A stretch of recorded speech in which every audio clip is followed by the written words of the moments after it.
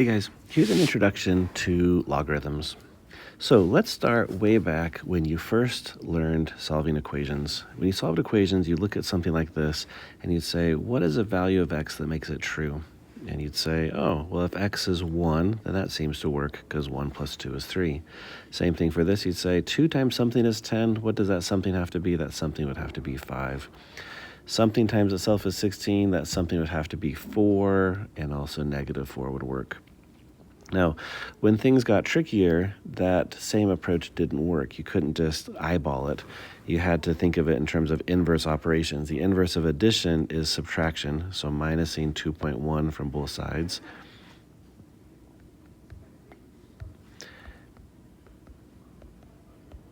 And inverse of multiplication is division, so you divide both sides.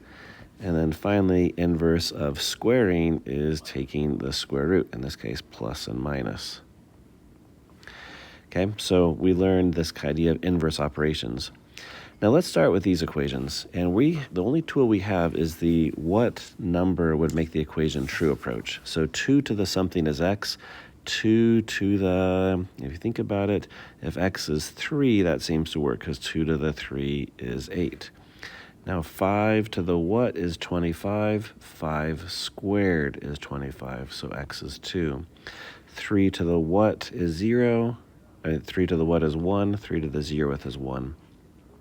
And now 2 to the what is 5, and that approach, the kind of think about what number works approach, doesn't actually work here because we don't know what that number will be. 2 to the second power is 4, 2 to the third power is 8, so it's something between 2 and 3, but we just don't know it. And so what we need is we need an inverse. We need an inverse to be able to solve this. Just like we have an inverse of addition, an inverse of subtraction, an inverse of squaring, we need an inverse of exponenting, an inverse of exponentials. So that's the whole idea for today. We want to get to a point where we can take the inverse of something that's exponented. Now, before we do that, I think we need to review our exponents. So let's review this. If you have x to the 5 over x to the 2, that's x, 5x's on top, 2x's at the bottom, and when you cancel those x's, you're going to end up with x to the third.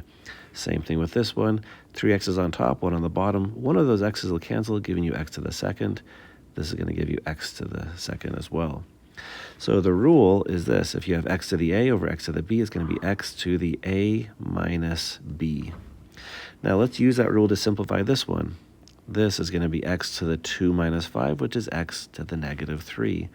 This is x to the 2 minus 3, which is x to the negative 1. This is x to the 0 minus 1, which is x to the negative 1.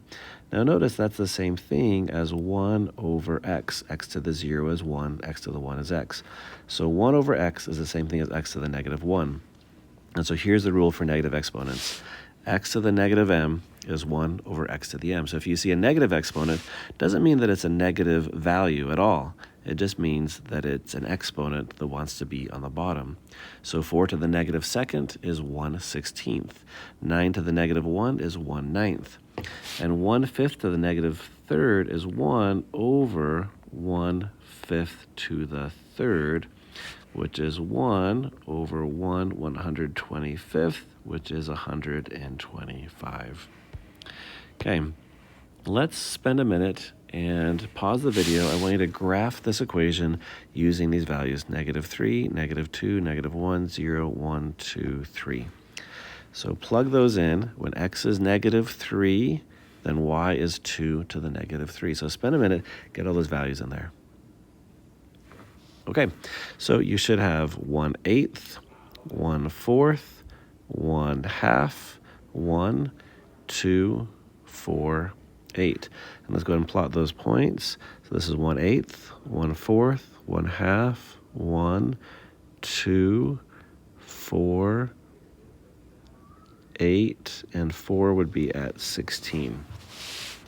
Okay, so this graph is continuous. In other words, there has to be able to handle fractional values. So kind of think about that for a second. What does 2 to the 1/2 power?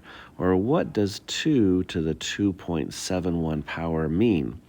right? Normally, we describe powers as multiplying it over and over and over. So 2 to the third makes sense as 2 times 2 times 2. But 2 to the 2.7, I mean, what does that even mean? So we're going to think about how to define that here. And we've got this definition to do it. So how are fractional exponents defined? Fractional exponents are defined by that formula. So 4 to the 3/2 is the same thing as the second root of 4 cubed. Pause the video and do the rest of these. Okay, 16 to the 1/2 just means the square root of 16, right? The second root of 16 to the 1, but we can just write this as the square root of 16, which is 4. 16 to the negative 1/2, that means 1 over 16 to the positive 1/2. And 16 to the positive 1/2, that's 4, so this just means 1/4. So that goes to 1/4. Okay, again, that negative exponent, you put it on the bottom, becomes positive. This is going to be 5 to the 2/3, and go ahead and do the rest of these. Okay, this is x to the 1/2. This is 3 to the 4/5. Okay, now let's use the graph to estimate these ones. 2 to the 1.5. So take a look on this graph. What is 2 to the 1.5? This is 1.5. And if we go check, 2 to the 1.5 is going to be maybe something like 2.5. So 2 to the 1.5, what do we say that was? Is going to be 2.5. 2.5-ish. Now we can check this with a calculator. What is 2 to the 1.5? We can also check this way. 2 to the 1.5 is the same thing as 2 to the 3/2, which, I'm kind of running out of space here, is the same thing as the square root of 2 to the 3rd, which is the same thing as the square root of 8. And the square root of 8 is the same thing as 2 square roots of 2, which is going to be, let's see, 2.8. Okay, so 2.8, that's kind of close to what we guessed by looking at this here. Yeah, 2.8, close enough. All right, 2 to the negative 0.5, that's the same thing as 1 over 2 to the 1/2, which is the square root of 2. That is going to be 0.7. Let's take a look on the graph. And right here, that looks like about 0.7-ish. Okay, 2 to the 2.1, that would be the same thing as 2 to the 21 over 10, which would be the 10th root. Come on, let's do this. The 10th root, why is this erasing this? All right, so that would be the 10th root of 2 to the 21st power. And then 2 to the 2.71, that would be 2 to the 271st power. It would be the 100th root. So the 100th root of 2 to the 271st power. Anyways, that's how fractional exponents are defined. So if we have 2 to the x equals 5, let's go back to that question that we started with earlier today. How would you find a solution to 2 to the x equals 5? Let's take a look at the graph. Let's go from 5 and go over here and then go down to here. It's looking like 2.2-ish. So x equals 2.2-ish, something like that. You'd be able to find that by zooming into the graph, but it's still not 100% precise. But there is some fractional exponent that if we take 2 to that fractional exponent, you would get 5. Okay, let's skip this part. Well, no, let's not skip it. We better do it. Okay, let's do this one. So let's do these values, -1, 0, 1, 2. And if we do 3 to the -1, that's 1/3. 3 to the 0th is 1. 3 to the 1 is 3. 3 to the 2nd is 9. So if you graph this, then it looks like this. It goes through 1, and then 1 goes to 3, and then it gets really steep like that. Okay, the domain is from -infinity to infinity, and the range is from 0 to infinity. Now notice I intentionally used a round bracket right there. Using a square bracket would say that it includes 0, but in this case, this blue line, even though it looks like it touches that x-axis, it never actually gets all the way to the x-axis. Okay, now let's reverse those and do the inverse, okay? So this right here is the inverse on the right-hand side.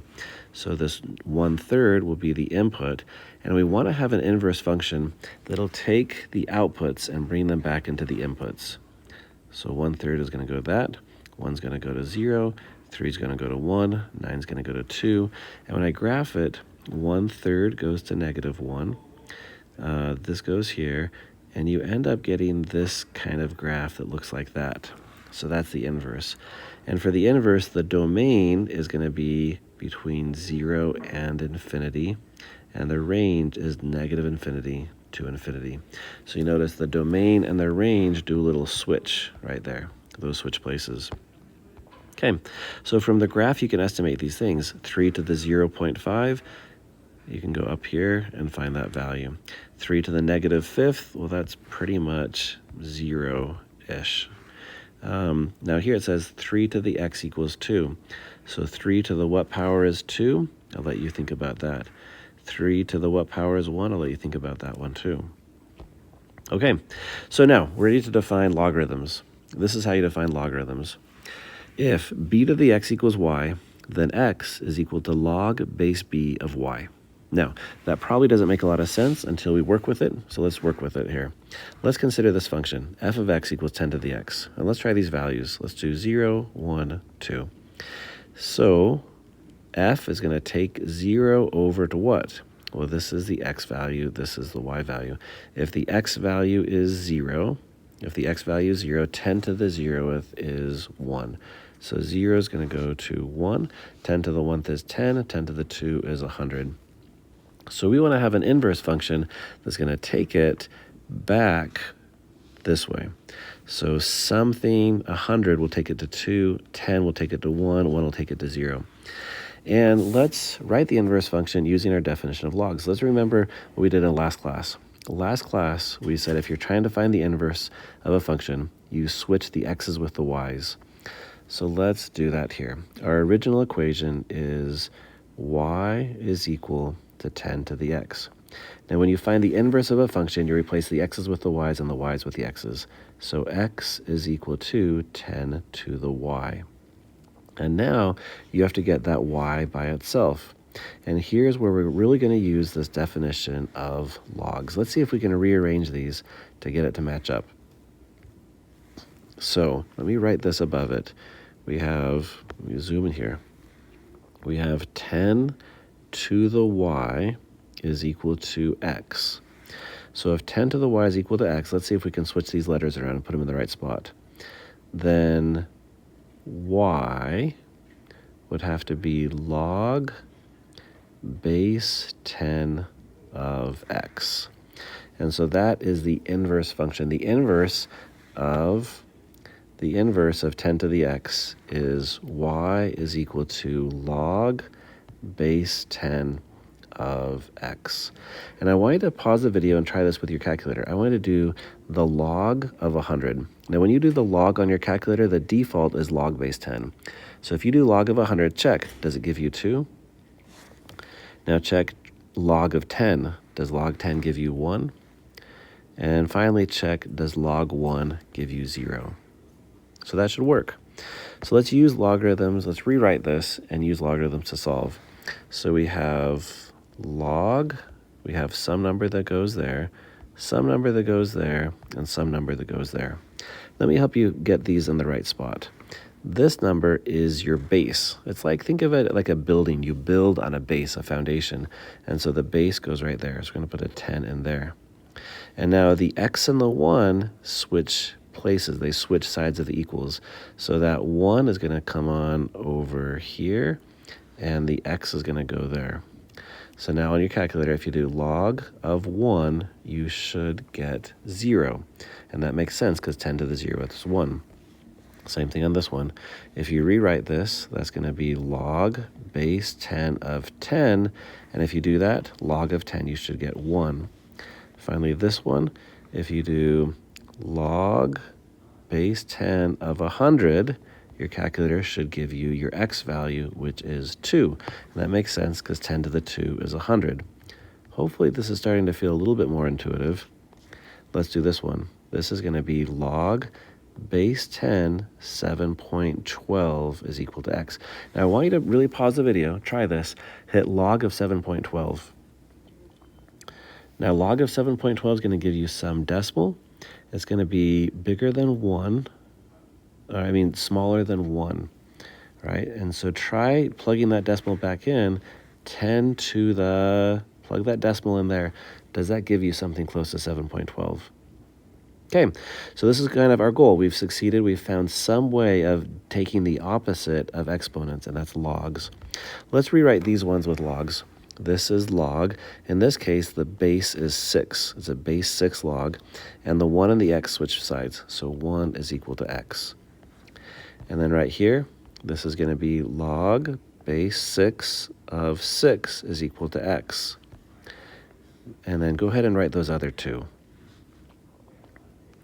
Great. So this is log base 6 of 1, 6 is equal to x. And this last one is log base 6 of 12 is equal to x.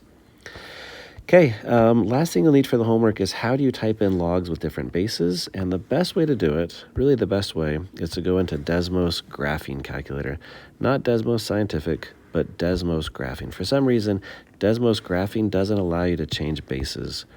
So Desmos Graphing. So if you head on in here to Desmos Graphing, you can type in, you can go into here. If you go into some of these calculus ones, right there. So log base 6 of 12. And what that means is if I do 6 raised to the 1.38, you can see the numbers getting closer and closer to 12.